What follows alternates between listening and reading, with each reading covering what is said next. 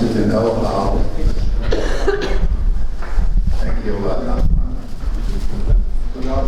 Glassman. We want you to know how highly appreciative we all are for everything that you've been doing. Thank you very much. Thank you. Now, the last chapter of this conference, I want to call on Yogev Glassman is the Director for Combating Antisemitism at the Ministry of Diaspora Affairs. Jordana was mentioned before. She's the Facebook, that is Meta, Public Policy Director for Israel and the Diaspora. And my friend Alan Schneider to join us here on stage.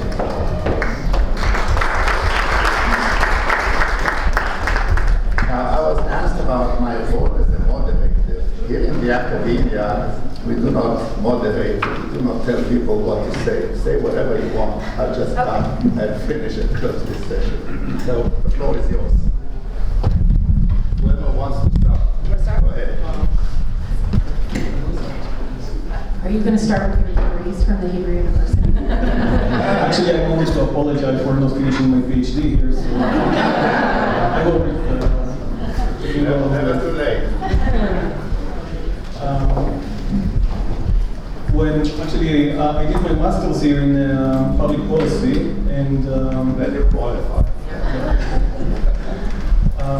and what I learned is that every policy should be based on data. And when I entered my position in the Ministry for Diaspora Affairs, and I came to look at what's happening online, I saw a big gap in knowledge about what's happening there. I remember one of the leaders of the Jewish organization came to me with a CD and told me everything here is on the CD, and you can take it and use it to see what's online. And I didn't have a CD slot on my computer to put it in. That's how bad the situation was, and incitement back then on the social media was booming. And we thought, what can we do about it? So we turned to the Israeli high-tech arena. And we took an Israeli company that specialized on discourse analysis, and we used a very unique technology in order to scan 24/7 social media networks and come up with a classification of antisemitism on social media. And that technology allowed us to geolocalize, quantify, categorize antisemitism. Actually, we are now operating for 5 years, and we are able to tell whether a certain post is anti-Semitic or not, what kind of anti-Semitism it is. Is it new anti-Semitism, classic anti-Semitism, Holocaust denial and distortion, Islamic anti-Semitism? We are working in 6 languages and 6 to 7 social media platforms, and every time we are adding new platforms and taking platforms that are not so relevant of the system. So we are in ever-evolving process of mapping the net.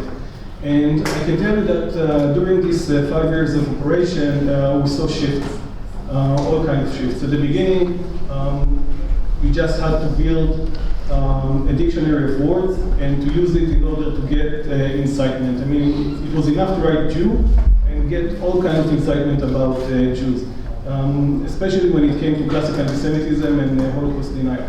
The situation today is different. Today, using indexes is not enough. We have to use smarter text analysis and machine learning in order to get anti-Semitism, because most of the companies took care of classic anti-Semitism and Holocaust denial, and I think Facebook was pioneered on that. But when it comes to new anti-Semitism, and Noah was talking about it earlier before, when it comes to new anti-Semitism, many of the social media still perceive it as legitimate criticism of the state of Israel.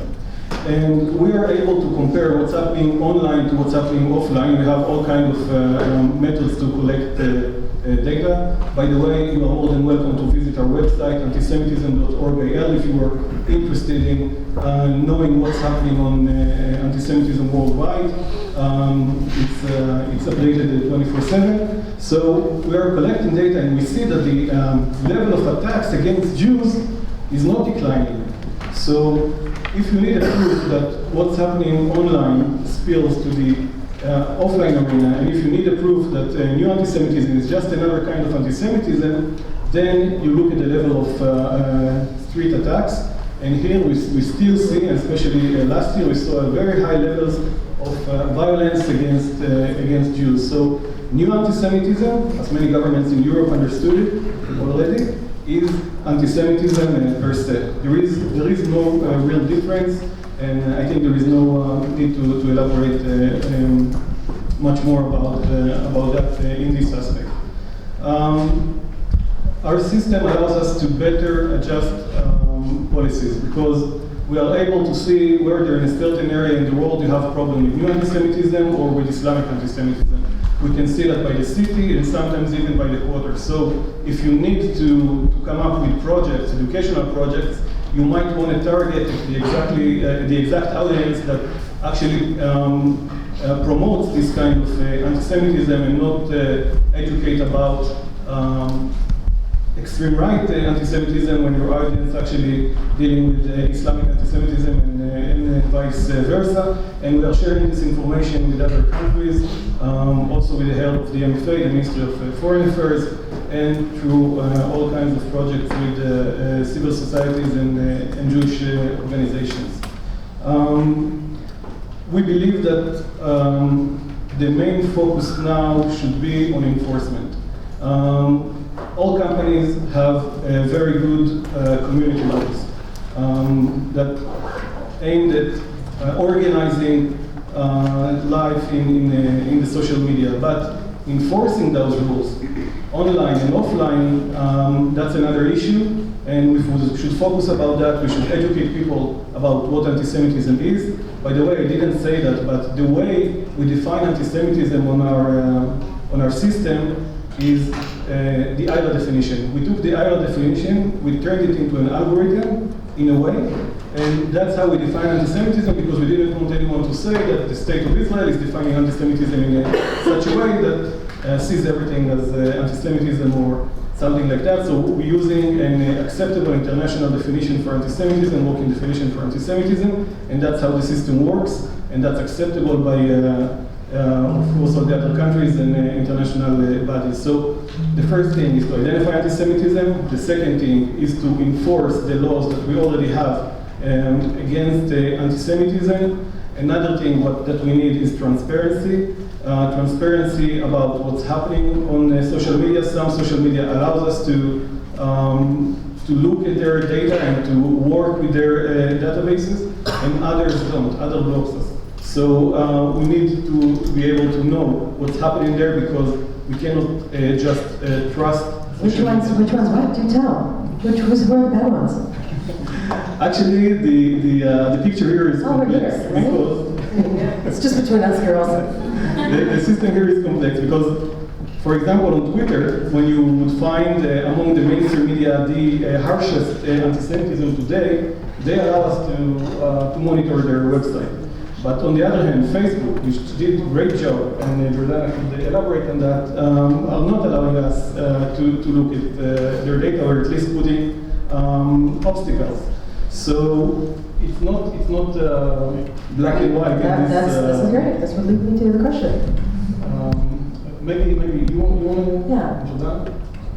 Can I ask you something? Just to kind of, this is Jordana that I was talking about for a minute. Would you be able to tell us what you guys are doing correctly at Meta, and where you think you guys can improve? Sure. If it's okay, I just want to say to start, first of all, thank you for your warm words, and it's really been an honor to get to work with you, and an honor to be here with you, Ambassador Lipstadt. I'm looking forward to working with your office. You'll see, I was here in the Rothberg School in 2002. The year of the Frank Sinatra bombing. There was 40 of us in the overseas program that year, so we all felt very connected to this place. And my master's degree. My master's degree is also from Hebrew University. So I also already have the diploma. I don't need the card. I worked very hard for that. So sorry, I had to start with that. So it's really an honor to be here in the building. To answer your question, I just want to go over like 4 areas, because there's so many different things that we're involved in. So I just want to like separate those out for everyone. This is the woman at Meta that's trying to like save the Jewish people. Like take all that hate that we see and be like, so just like the hand in the dam. Well, first, thank you, Noah. I think it's really an honor and a privilege that Meta felt that it was appropriate to put Jewish diaspora in my title. And I take that with a huge amount of responsibility because part of what I do every day is to connect between our many, many different teams around the world. That could be people like engineers, it could be our policy teams, it could be the people working in local markets around the world who are working with Jewish organizations already on the ground and trying to tie that in and see what more we can do, not only in combating anti-Semitism, which is important, but also in just connecting the Jewish people. And I think that while combating anti-Semitism is of course important, I also want to make sure that we support the Jewish community in other areas, not just in combating hate against Jewish people. You mentioned Yogiv policies. And I would just like to say that I don't think every company has policies. I think that, when we talk about, the big moderated platforms, of course we all have policies. I happen to think that ours are quite industry leading. Thank you for pointing that out in terms of policies, not just in specifically calling out combating Holocaust denial and distortion as hate speech, which was a very important message of the company. We did not ban it because it was fake news or lies or misinformation, but it's under our hate speech policy, and that's why it's not allowed. We also specifically call out in our hate speech policies the theory, dehumanizing comparison of Jews running the world or other major institutions as hate speech in our policy. That was something also that opened the door to allow people to see that there are specific, unique, harmful, dehumanizing stereotypes against specific groups of people, and that is called out in our community standards. We also do that, by the way, for things like blackface and other communities that are targeted specifically against hatred that is beyond just their protected characteristics, of which we don't allow attacks in any way. And those came out of really conversations with the Jewish community when people said to us, well, you ban attacks against inferior characteristics. Jews are attacked with superior characteristics, and you need to call that out. And so I'm very proud of that, but I do still think there's a need and a responsibility of all companies and governments to help create a standard for what those policies should be, because our policies are not the same as the other moderated platforms, and they're definitely not the same as the unmoderated platforms. And that's where we as a company are really leaning into governments to say, please help us make those rules for the internet so that everybody needs to follow them, and that helps keep people safe beyond just certain platforms. On the enforcement side, we have teams working around the world to do this. It is difficult. We have made huge improvements, and I'd encourage everyone to go to our Transparency Center to see how much better we are getting at using technology to remove this kind of content. It requires a lot of context, because when Noah posts content that's anti-Semitic, to condemn that, it is very different than someone posting it to support it. And we want to make sure that we're not removing your content, but we are removing the hate speech. You did remove mine once. We fixed that. Yes, it was fixed. I actually did it on purpose so I could meet Noah.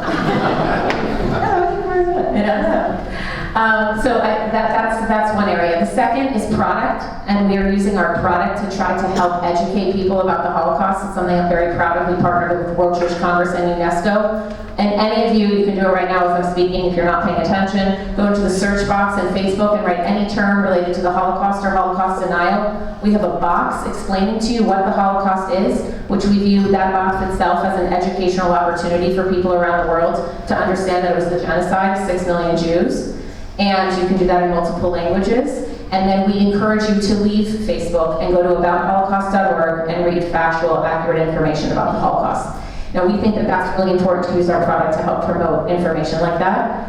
And the third area is partnerships and counterspeech. And so we have worked with organizations around the world to try to help use our platform, the power of our platform, to get messages combating anti-Semitism and hate around the world. That can be groups like We Remember by the World Jewish Congress, Let There Be Light, by the March of the Living. We also, by the way, led a delegation this year to the March of the Living. I'm very proud of that. I saw some of the people here at the march.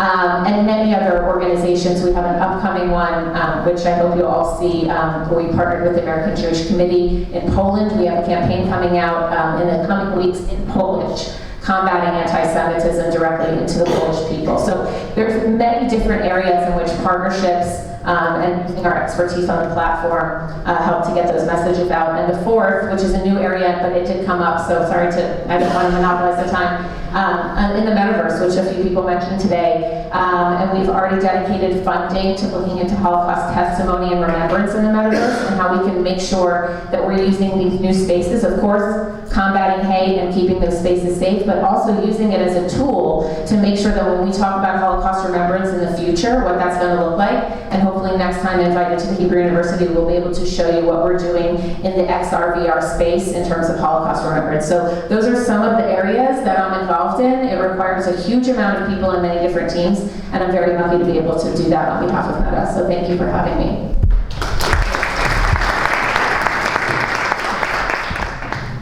All right, thank you for being here. I want to thank Ambassador Lipstadt and also Yossi for inviting me to come and speak to you.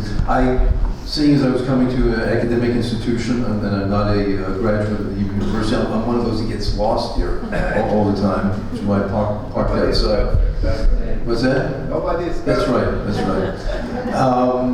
I had prepared, though, a much formal presentation to you, but since we're in an informal situation here, I'd just like to say that I'm representing a 180-year-old organization, B'nai B'rith, established in 1843 in New York.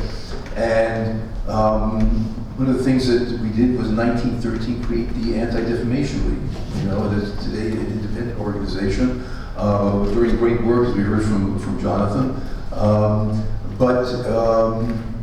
Very old organization, but still very much relevant, we believe. And in fact, just a few months ago, 3 months ago, we issued, together with UNESCO and some other organizations, a toolkit for Jewish communities around the world, and we're represented in about 50 different countries. There's a toolkit that communities, even institutions in different communities can take and hopefully try to deal with these issues that we've all been talking about and find practical ways of dealing with it. Because people are frustrated. They go online, they're attacked. We read about how the internet is having an effect on the people in real life. It's just not being attacked. But for example, the live filming of terrorist attacks, that in Halle and elsewhere. Are we in the real world? Are we in the digital world?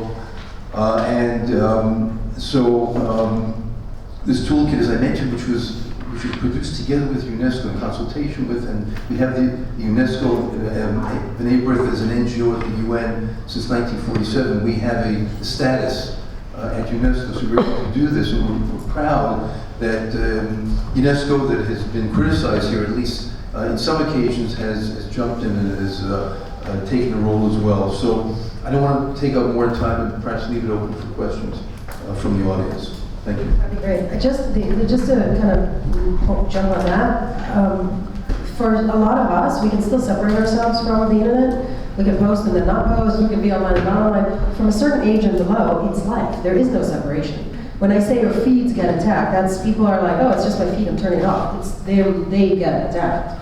So there's no this kind of evidence. Yeah, this time we have time for 3 questions, not one.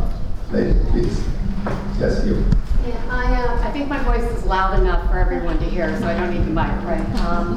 What I have to do, unfortunately, although I this would is like the case. to have it on my recording, so maybe you can take a mic. Take a mic? Okay. There's one down there. All right. You have a mic over there. Yossi, I was going to do my PhD here,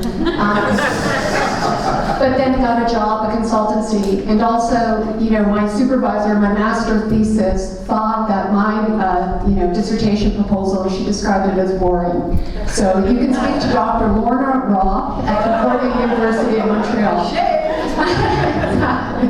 And because I was going to look at anti-Semitism, but in the former Yugoslavia, and Well, specifically I'm the not sure you're Holocaust. entitled to pose a question, but let's let it But go. the other thing that I do have to point out is I'm currently a consultant with UNICEF, and my husband is the deputy chief of mission with the American Embassy.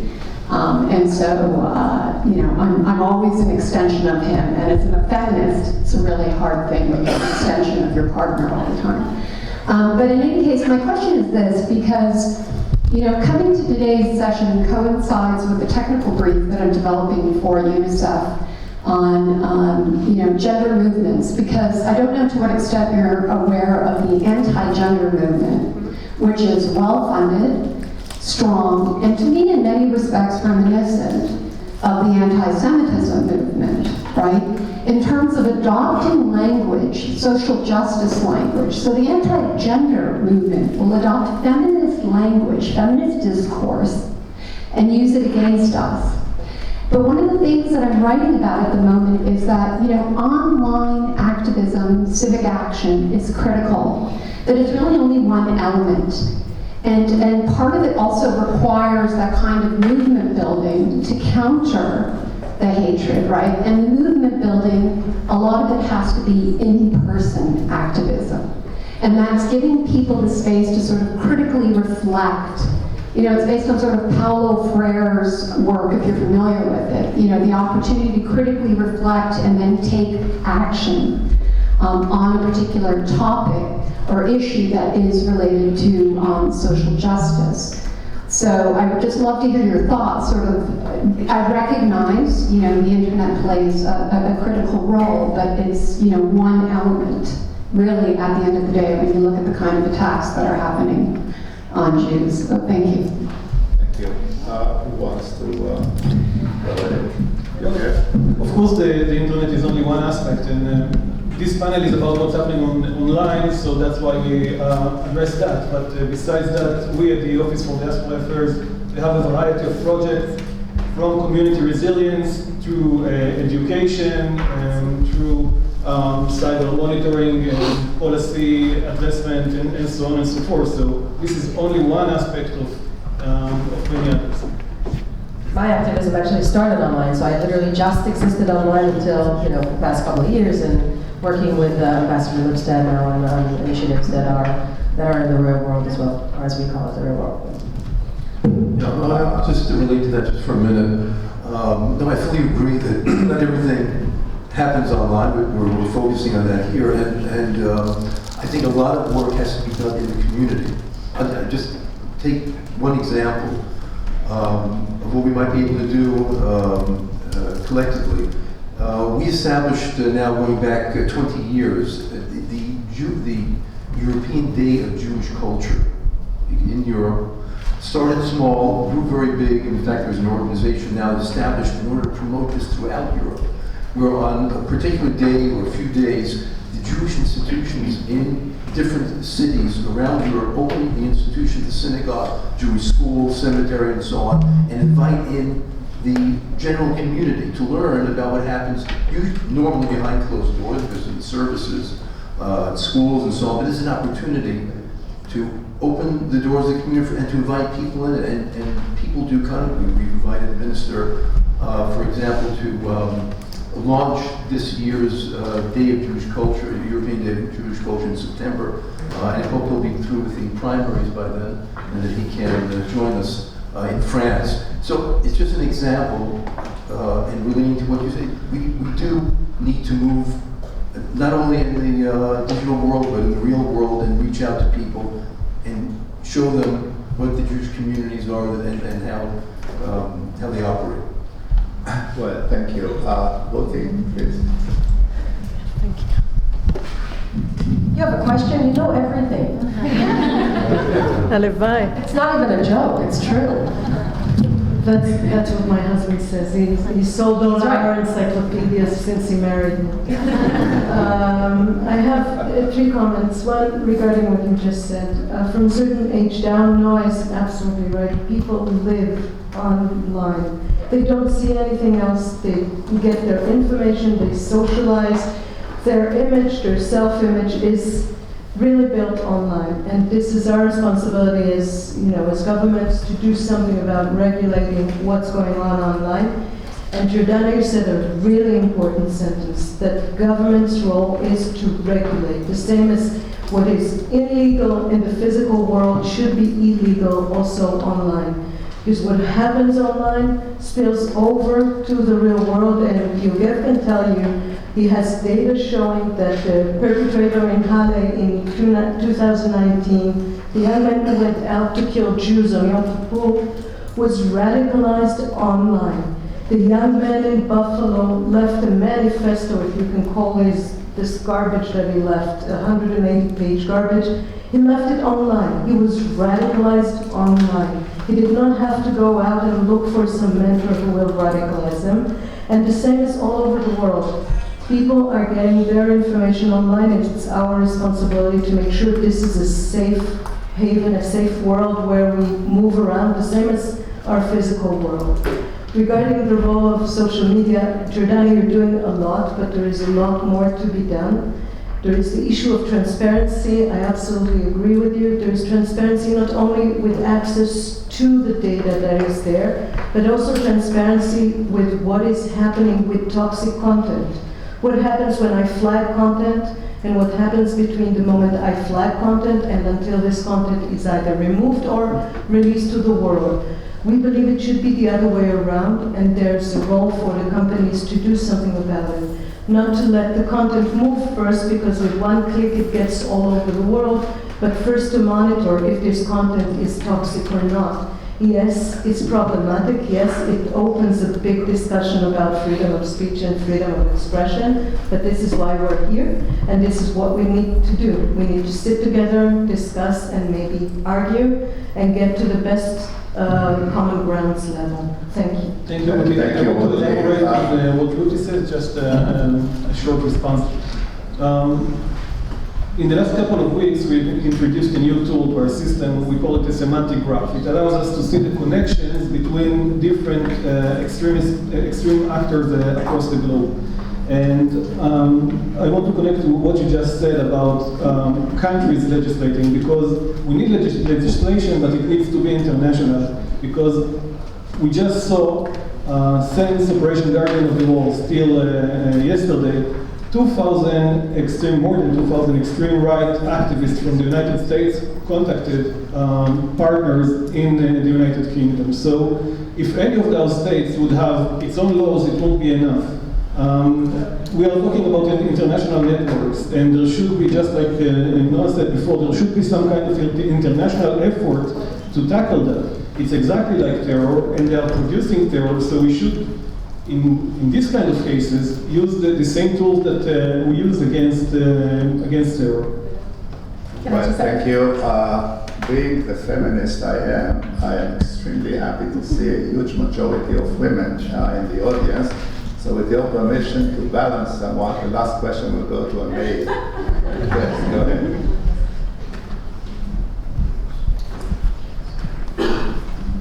It better be a good question. Well, that's a lot of pressure. I think someone that spends a lot of time online combating anti-Semitism, I think one of the main problems we're facing, especially with the anti-Semitism on the left, and it's something that we haven't seen before in history of anti-Semitism, is what I would call the the certification of kashrut, whereby you have real anti-Semitism, especially this anti-Zionist anti-Semitism, is being, let's say, defended and perpetrated actually by our fellow Jews within the social justice movements, going back to one of the previous questions. When we show that Roger Waters, what he's saying is anti-Semitic, or what Linda Sarsour is really anti-Semitic, according to the ARA definition, etc., it's really a big challenge when they can point to some of their best friends being Jewish, actually being Jewish. Talking about Jewish Voice for Peace, you know the drill, all these organizations. So how do we combat the fact that many of our fellow Jews who paint themselves as social justice warriors are actually part of the problem right now? Well, first of all, we'd be tolerant to that. That's my point, my position on this. Because a big part of being Jewish is the debate. Judaism, I don't need to tell anybody in this room, Judaism is the only religion in the world that has been documenting dissent for thousands of years. So we're obviously going to have dissenting views in our process today. I'm not going to talk to specific organizations and what they specifically do. We all know some Orthodox sects in Jewish tradition that go meet with the Ayatollahs in Iran and that are being tokenized against us. So what is important, I think, to try to spread out is, first of all, if you know these people, try to talk sense to them. Because I think that a lot of these Jewish organizations don't realize that, obviously I'm not going to blame a Jew for overtly being anti-Semitic, but they're being used by anti-Semites later on. Whatever it is that they do can be used by them. To try and talk sense to them specifically, but also spread out and understand, acknowledge, and try to spread out that this tokenization of extremists within the Jewish community is not what the Jews are. And I give this example a lot. There are some black people in America that think that slavery was a no biggie, and like the blacks should get over it, right? Nobody looks at them and those like handful of blacks and say that's the black community. So nobody needs to look at the people within the Jewish community that are on the extremes on each side and say this is true for the Jewish community. I think we should be tolerant to the fact that there are dissenting views. That's just the way it is. We should we should accept it. And if you know them, talk to them personally. No, I think Noah's absolutely right on that. We can't shut down debate, so you have to keep that debate going. At the same time, I think we have to look at the people who are quoting these same institutions. As you said, reading up, the Torah Carta or I didn't want to say it, but yeah. I didn't want to call them by name, but yeah, people will be like, see, those are there, anti-Zionists. They don't, like Bella Hadid posts them and goes, here are Jews that don't want Israel to exist. I'm like, exactly, like 3,000 of them, maybe, all over the world. Yeah, so this is, I really think where we have to look. Who's quoting these extreme fringe organizations? And that's really, I think, indicative for us when we engage with those other groups. Can I just make a follow-up question or comment? Some of them aren't so fringe, meaning some of the groups that I mentioned, they're the trendsetters within the young communities on campus. They have such an influence. And even celebrities who are Jewish, who align themselves on that side as well. So I see that as a huge challenge for us when we try to define anti-Semitism, when the real anti-Semites of the world are aligned with some of our brethren, which is very sad, and it's a really tough challenge, I believe. Well, if I'm allowed to add my 2 cents into this question, I see the question of debates within the Jewish society as a source of strength. I mean, take this institution, for example. Whenever we host professors from certain parts of the world, they go into our classrooms and they come out shocked. Where is the respect of the students to the professor? We teach our students not to take anything for granted. We teach our students that their professors are not necessarily smarter than they are. We teach our students to be very, very independent. So I, for one, am not worried. I think that the 2 Jews and 3 synagogues is one of those sources. But you're right. Are the aliens coming? Because then the world will unite. It will just be the human race. That'll be the end of anti-Semitism, I can tell you that. But you're right. They are very problematic, and everything that's happening on the left in America right now can on the fringe left, is something that we should watch out for. You wanted to say something very short? Sure, just to add something very quickly, which is very true, that there is a growing number of Jews who hold on to these anti-Semitic sentiments, certainly as it comes to the state of Israel. And I think, when we're trying to strategize policy on how we deal with anti-Semitism, it's not a one-size-fits-all approach, and there is one that we definitely need to focus on within the young Jewish community that we have failed at for many, many years, not intentionally because of our historical trauma, because of I'm a grandchild of a survivor and I have all kinds of issues because of that. With my own education, I really had to catch up.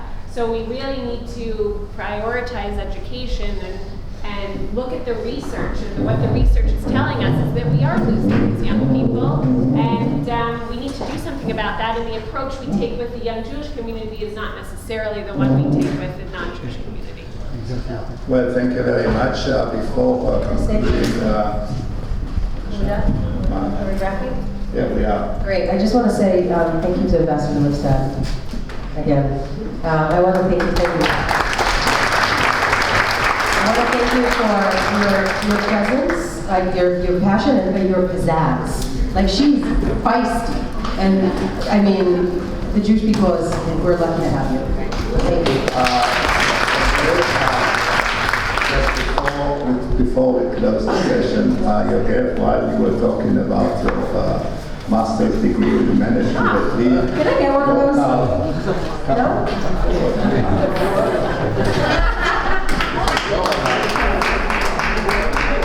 I got the cup. I mean, really, it doesn't mean anything. You're not even entitled to parking, but okay. Everybody's talking about parking, isn't it? It's like the most Well, yes, I mean, we leave this for another conference. In conclusion, I just want to thank our panelists, but to thank from the bottom of my heart, to thank Ambassador Lipstadt. Thank you very much for honoring us with your presence. Thank you very much for being with us.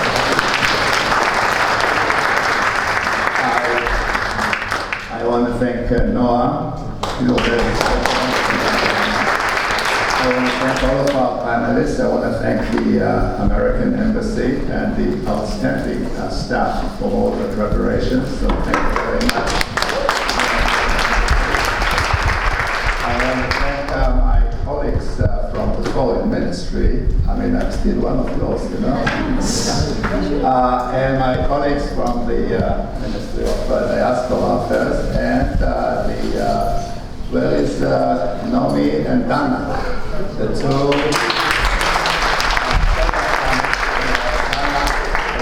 As well. These two young ladies are behind everything that you have seen here. So thank you very much. Thank you, Yossi. Thank you.